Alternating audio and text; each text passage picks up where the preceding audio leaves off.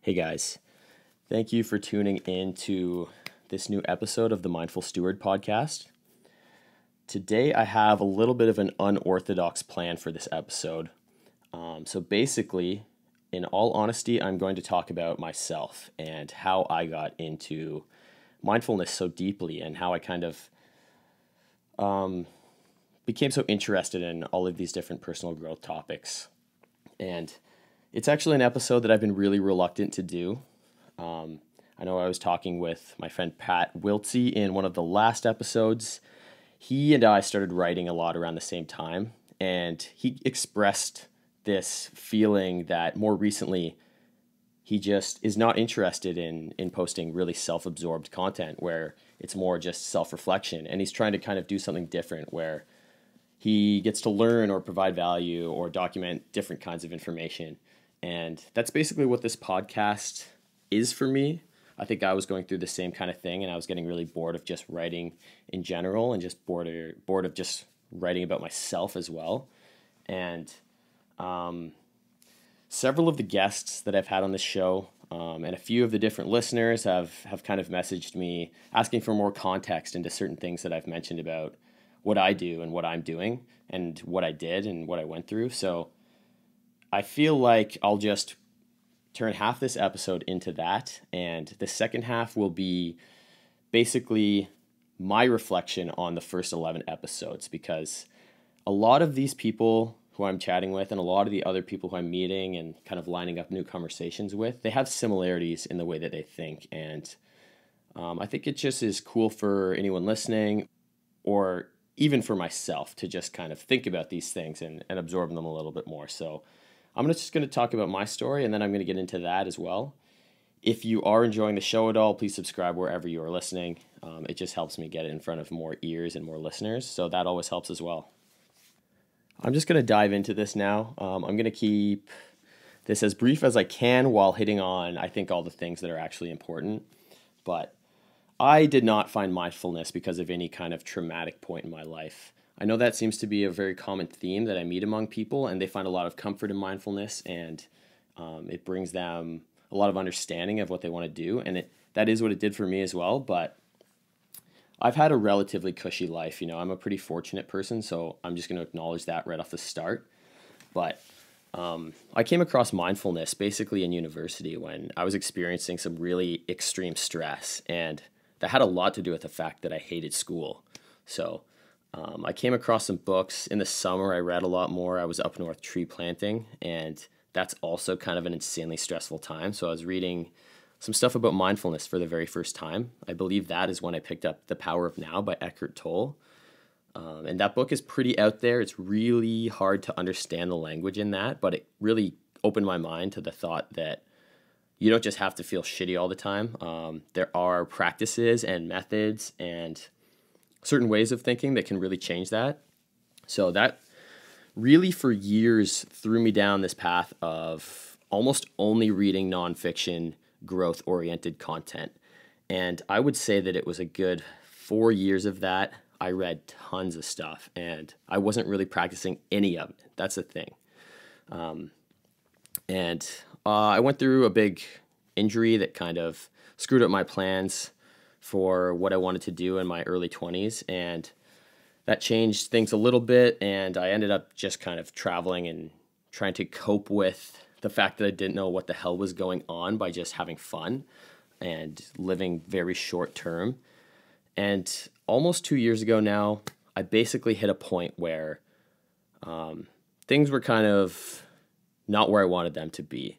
So how would I describe this? So I was back in my hometown, which is not somewhere I ever saw myself living in the long term, and I literally had no job, and I had a relationship that just crumbled as well. So really, I just fell into a really introspective point in time where I was analyzing everything, and I just started realizing like I have this pattern of ending up in these spots, like taking jobs that I didn't really like, ending up unhappy, ending up in a very questionable relationship dynamic, and then just sitting around being confused and just doing something fun to kind of cope with it. And what I realized was that I needed something more important in my life than just whatever felt good in the moment.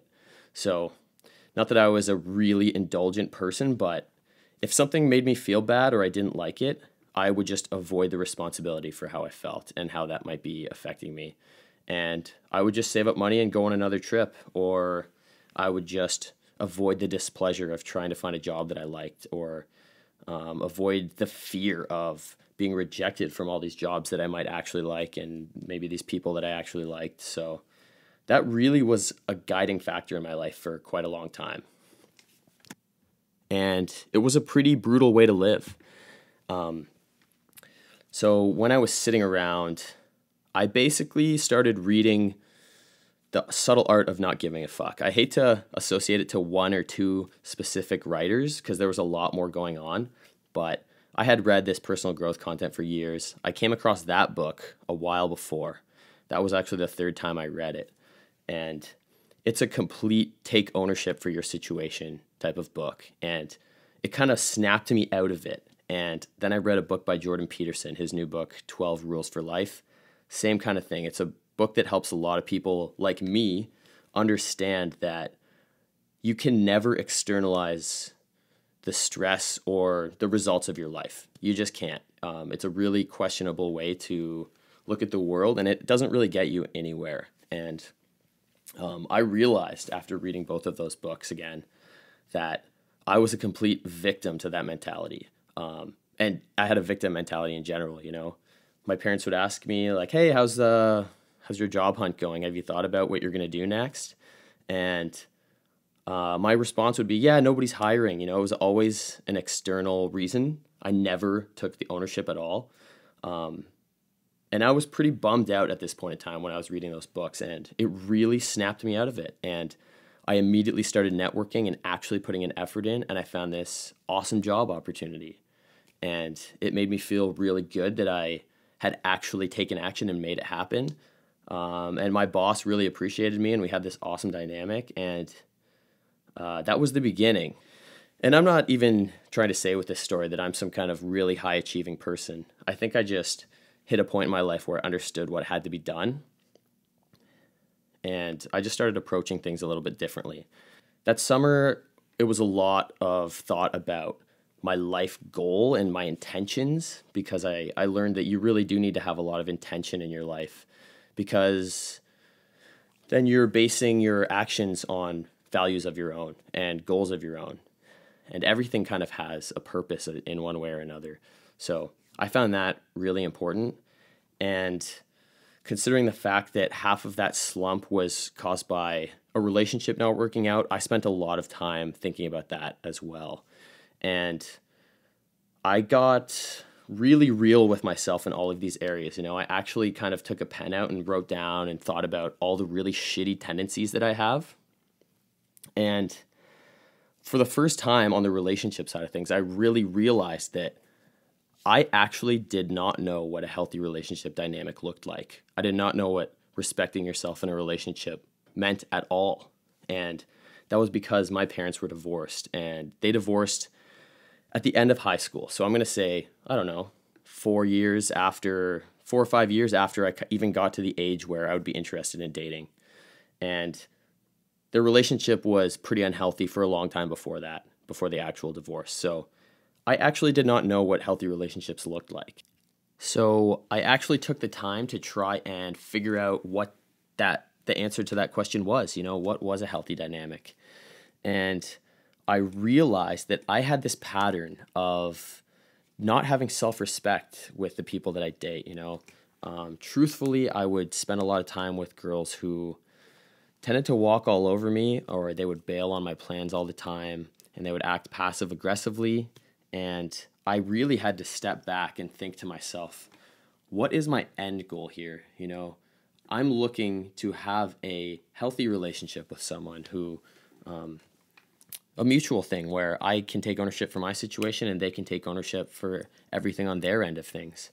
And I had friends who talked about, you know, the bickering they would have with their girlfriends, and then how whenever their girlfriend acted really shitty, they would get a text or an apology, or that she would make sure that he felt better about the situation. And I realized I had never been in a relationship like that with anyone. If anything, it was me going back to them, trying to convince them to respect me, even though I was the one who was being kind of treated questionably. It's hard for me to even admit that because I am not really somebody who had that problem in any other area of my life, but it was a dilemma in my dating. And I decided that that just wasn't really what I wanted, you know? I had to look really deep into what I wanted and think about the way that the people that I'm dating, the way that they act, and what that actually says about their character, you know? If you were buying a retirement plan, you wouldn't just buy whatever feels good in the moment, you know? You would think about what kind of investments are going to be best for your future and best for your time, and what kind of organization is going to make those work for you. So I think a dilemma in my dating was that I would be like, oh my God, this person likes me. I'm just going to make sure that this is the thing, you know? And I think in taking that approach that I've changed up a little bit, it's helped me respect myself a lot more, and that's really transferred into a lot of different areas, but it's also helped me understand the kind of person I need to be, because truthfully, you know, you can't really say, I want a good communicator, I want somebody who treats me well and takes ownership for everything, unless you're willing to do the full same thing on your end. And that was something that I really was basically unsure how to put into practice. So I realized that a lot of the things that went down in my relationships were my own responsibility. So I kind of took that approach with dating as well. You know, if you want self-respect, you have to just only be self-respecting and don't take anything other than that. But if you want someone who's awesome, then you need to make sure that you're being awesome in that situation too. So I know a lot of dudes are really afraid to talk about this kind of shit, but really, guys think about this just as much as women do. You know, relationships are a huge part of life, and as far as I was concerned, other than my career status, I think that relationships were my other biggest failure. So it was necessary for me to put the time in to understanding what was going wrong in that side of thing. And I think being mindful with my dating was also a huge step for me in that way. You know, if you come from a family where you don't just learn about these things naturally, you need to learn about them in other ways. And you have to step back and observe why things are so fucked up, because you really can never solve a problem from the same level of thinking that the problem was created within. That's something that I keep hearing over and over again, and I just think it's one of the most valuable pieces of insight you can apply to almost every single situation that's a little bit tricky. So I started looking at things in that kind of a way, and in my mind, really all of these things that I was doing, they are mindfulness. You know, mindfulness is actually a lot deeper than just meditating and finding ways to calm your mind. It's looking at the way that you act and the results that you get, and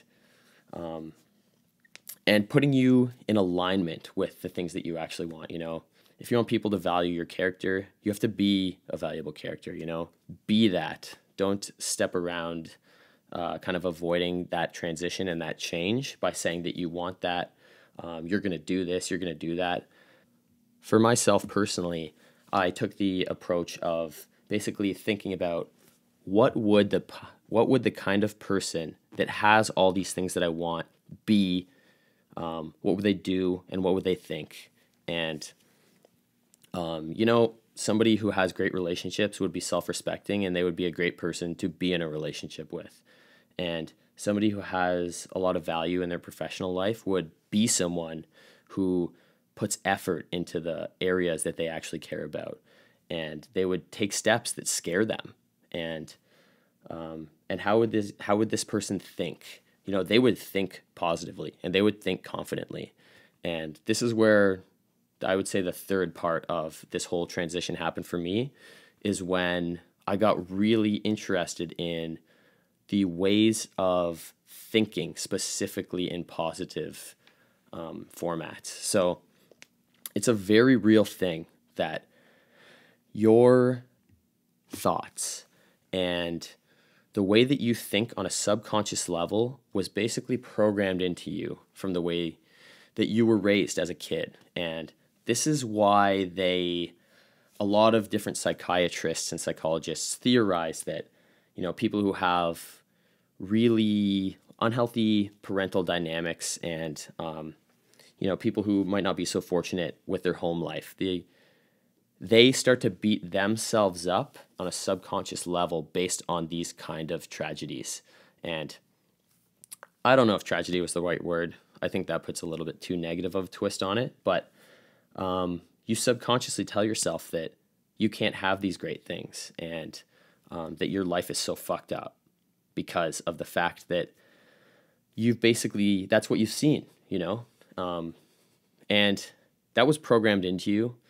But it's a very real thing that you can reprogram those thoughts. And this is when it does get into a little bit more of a spiritual realm. But one thing that I've really come to think of as a guiding principle is something that my friend Brooke, who I did an episode with, said.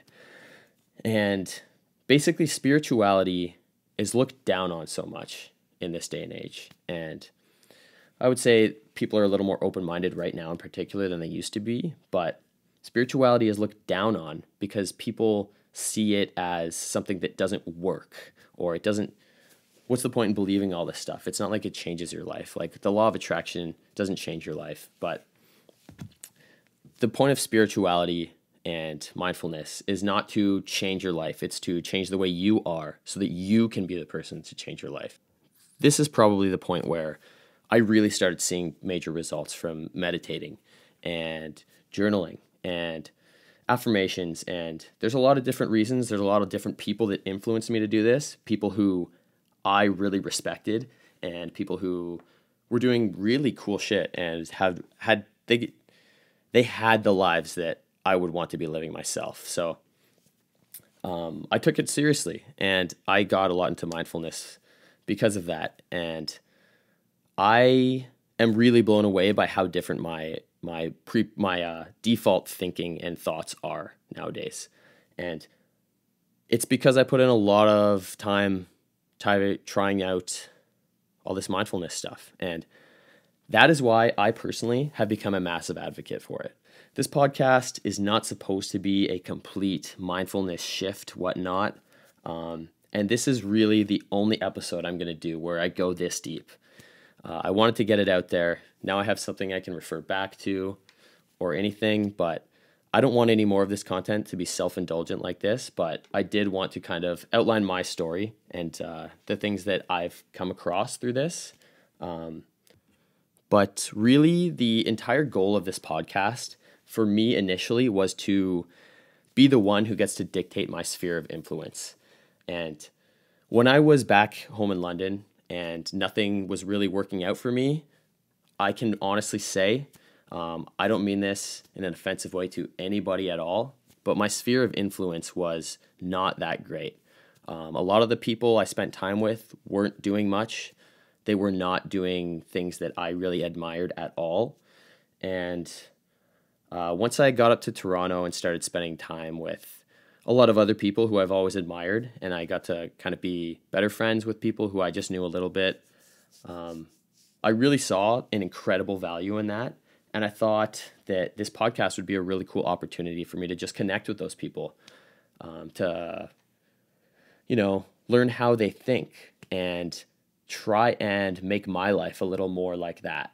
So since that time, through the podcast and through other ways, I've had the opportunity to meet a lot of really awesome people. And it's really inspired me to kind of take on greater creative projects instead of just writing little articles here and there and whatnot. It's been a really good thing for me in general, but similar to what Tim Ferriss does on his podcast. Obviously, Tim Ferriss is doing some massive things. He interviews massive people, but I've had a lot of really cool guests. They're all people I really admire, and I enjoy hearing their viewpoints on things because the reason they're doing the things that they are is because of the way that they think. and it's really cool to just get in their head. So I'm just going to go and outline some of the major takeaways that I have personally gathered from hearing their stories, and from hearing the way that they approach things. So I have a little list here. It's actually going to be pretty brief. They are a lot of the things that you would expect, but I think it would be pretty cool to just go over them. So all these people have really cool lifestyles. That's just the truth. You know, they worked hard to achieve those things and to be able to live those lives comfortably. So I think the most humbling thing is just how hard each of these people work. And some people find that really an off-putting thing to look at, but I personally find it really humbling when you meet people who are literally killing it and they work super hard for it. That's actually really reassuring that success comes to people who work hard.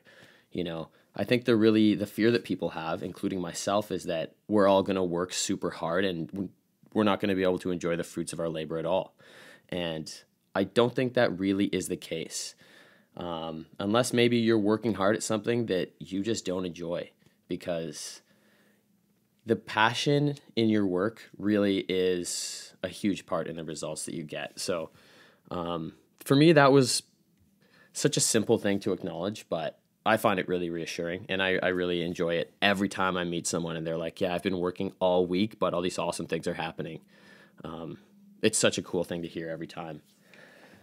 And obviously, almost all of them are entrepreneurs. I do find that people who run their own businesses are the people who think in the most unique ways. You know, they have been pre-programmed from birth through the education system and through their family and society that they should get a job working for a company. And they basically just said, no, I don't believe that. I think for myself. So they take unorthodox risks that just feel right to them. And it's another really obvious one, but I think that there's a lot to learn from people who live this way. So if you're anything like me, I try and connect myself with as many people like that as possible, because it rubs off on me and it really gets my brain kind of thinking in unique ways that helps me in my job at the office that I work at, because I work a 9 to 5 at a big company right now. But I think those are skills that can benefit you in all different kinds of ways. So another thing is that I found that all of them have pretty intense goals, but the goals are the intrinsic goals of what the success can bring them. Like literally being able to do their favorite hobby 7 days a week and make good money doing it, or being able to travel for work. It was always about something external. It was never just about, I have this vision where I'm going to have a mansion and cars and I'm going to do all this crazy shit and I'm going to hang out with Drake and stuff.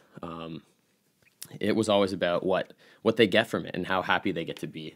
So some of these things are kind of biased because I'm picking and choosing these people, and people who I know think that way are the people who I want to have on the podcast. So on the note of mindfulness, I think it kind of goes hand in hand with that last one.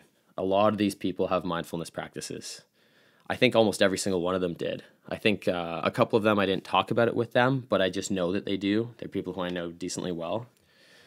Mindfulness is a thing that helps you maintain that kind of perception of the world. You know, it helps you detach from external distractions and get back into the way that you want to be thinking. So I think whatever it may be for you, you know, a lot of people look at mindfulness, to be quite honest, as if it's a feminine thing. And if you're a guy like me, I'm just a normal dude. I go to the gym very often, you know. I never talk about mindfulness outside of groups of people who are already interested in it, or this podcast. So you would never know that I'm that kind of a person with those kinds of interests. But I think everyone really does have their own branches of mindfulness. You know, people work out, they run, they do all these things because it brings them some kind of calm peace of mind and it relaxes them and it makes them feel good. And I'll relate this back to snowboarding because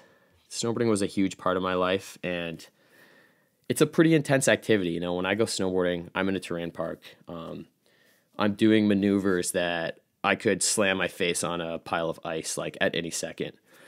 going top speed. Like there are consequences, but for me, snowboarding is the most relaxing feeling probably that even exists, and it like really calms my mind. And I think a lot of people think of mindfulness as something that they don't do, but if you're anything like me, you have some kind of hobby that brings you that peace. And it's important to prioritize those things, those passions and those things that really level you out and reconnect you with the person that you are. Those things are very important, and I think that you should always prioritize those. One common topic that I talk about a lot, probably too much, is social media and overstimulation. So the truth is, the science is out there. Social media is a cause of anxiety and depression.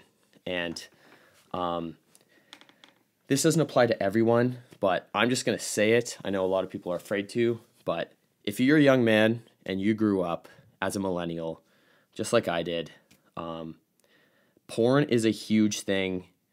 It's a huge problem. And almost everyone has grown up with that habit who grew up similar to me. And social media, porn, those things that all overstimulate your brain, they load your brain filled with chemicals, and then your brain drains those chemicals, and then you're sitting at a very low baseline, much lower than where you would even sit naturally. And that is the reason. I could go into the very scientific way of describing it, but that's a summary of why it creates depression, anxiety. It's being linked to ADHD. And I'm talking about both of these things as if they're a conjoined thing, but that's because they basically have the same results. Porn's a little worse, but a lot of these people who I chatted with, they take very diligent, they take very calculated action on managing their social media use. And a lot of the guys have completely quit watching porn. There's a big movement of that right now because a lot of guys are realizing how much better they feel and they function without it. And a lot of them, even when I went to share the podcast episodes on Instagram, they wouldn't even see it for about a week or two.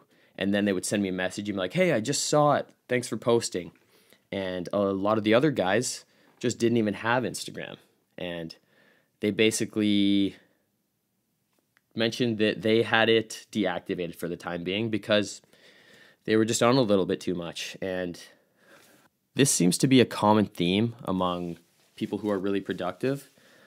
I was actually at a talk in Toronto from Tyler Mitchell. So he's I believe it's Vogue, but he is the first African-American photographer to shoot the Vogue cover. And he shoots with people like Beyonce. He's one of the biggest photographers in the world right now.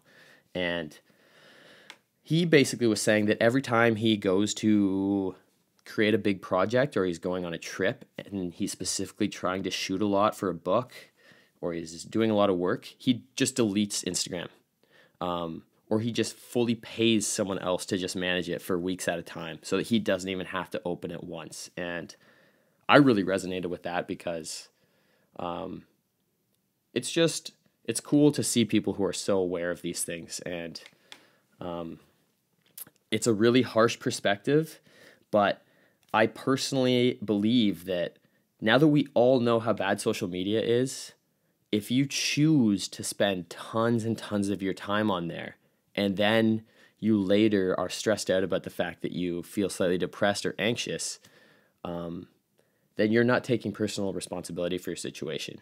This is something we all have power to kind of take control of. So you don't have to quit social media, but it's really good for your brain to be able to, manage it in an appropriate way. And I think we've all just disposed our ability to complain and avoid responsibility for our mental health if we choose to be on those platforms constantly, just frying our brains basically. So that's the way I look at it. And that's not me pointing the finger at all. I am super guilty of doing that myself. I'm just trying to be better at it. So It's just something to consider, I think. Another quality that I noticed with almost all these people is that they are willing to invest in themselves heavily. And that doesn't mean going to university and getting a master's necessarily. Some of them are doing those kinds of things, but they have life coaches of their own. And they're people who I would never think would need that kind of thing.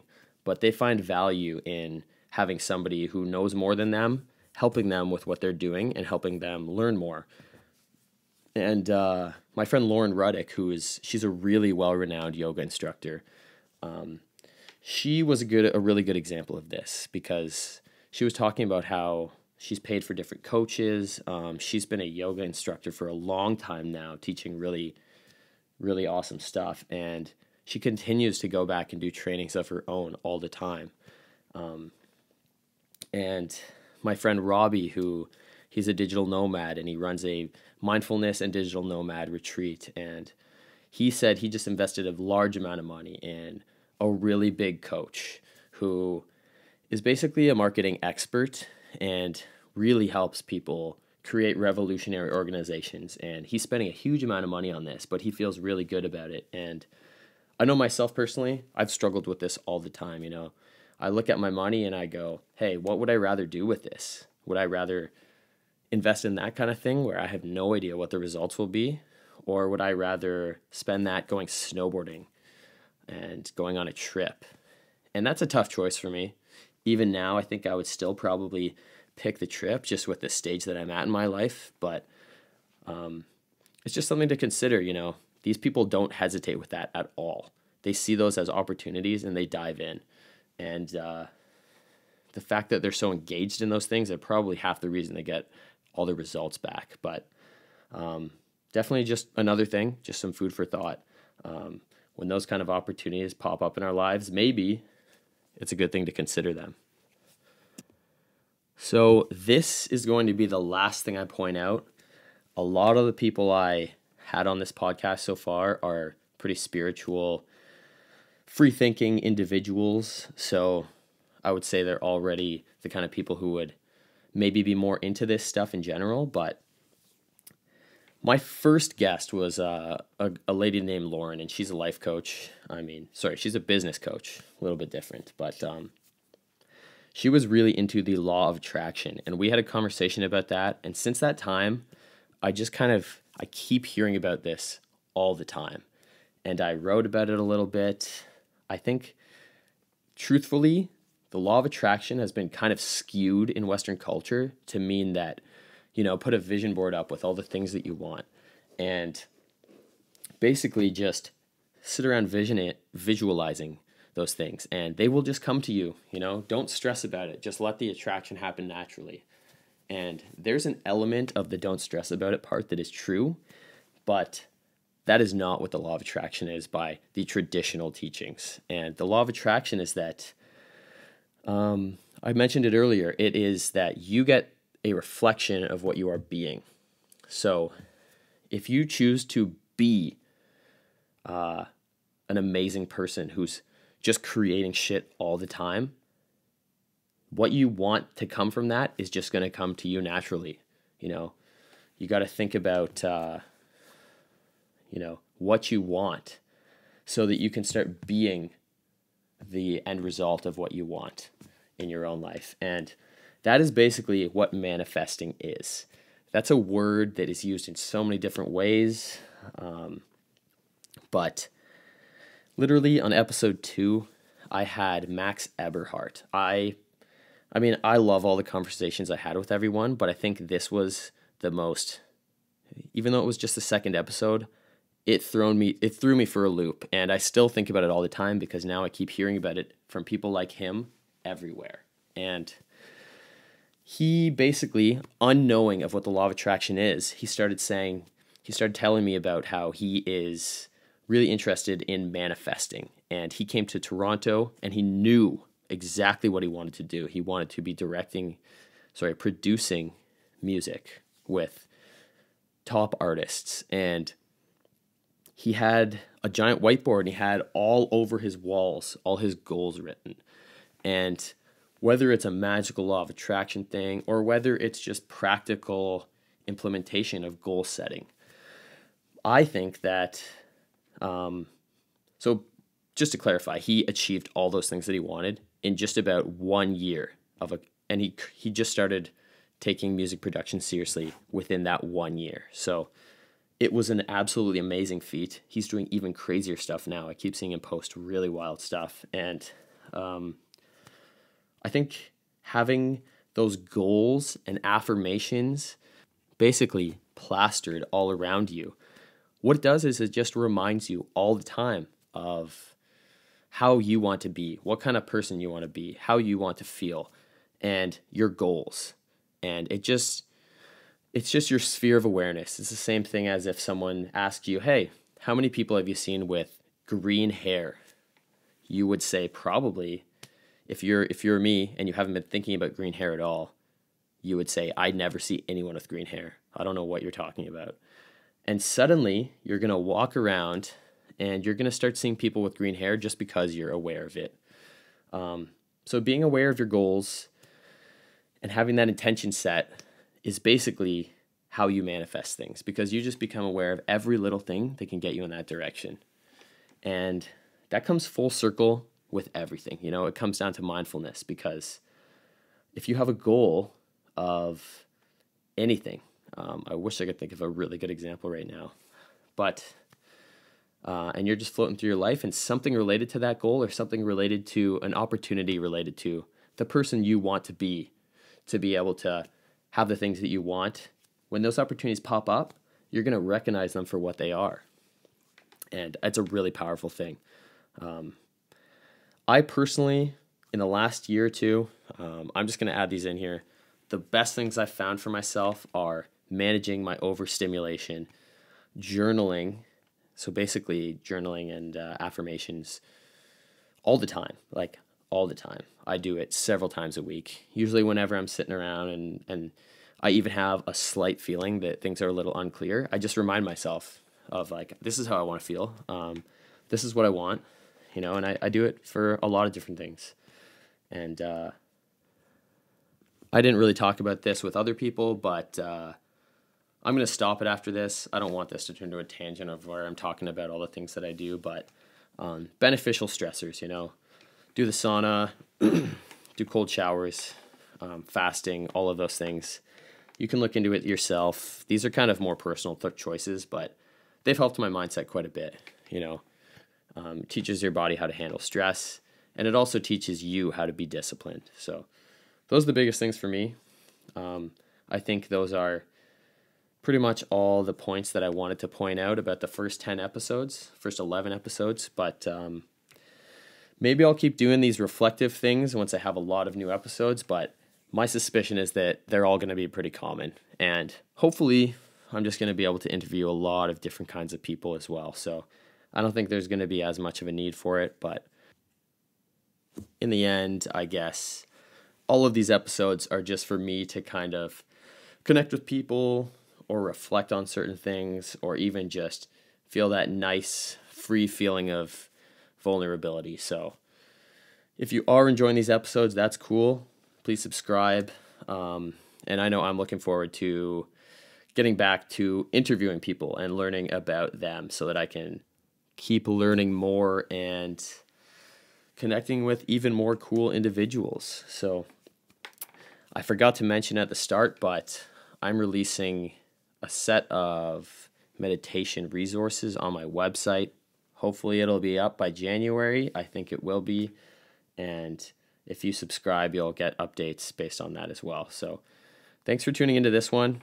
I try to keep it short. I wish I kept it even shorter, but I think it turned out a pretty good amount of time. So thanks for tuning in and have a great day.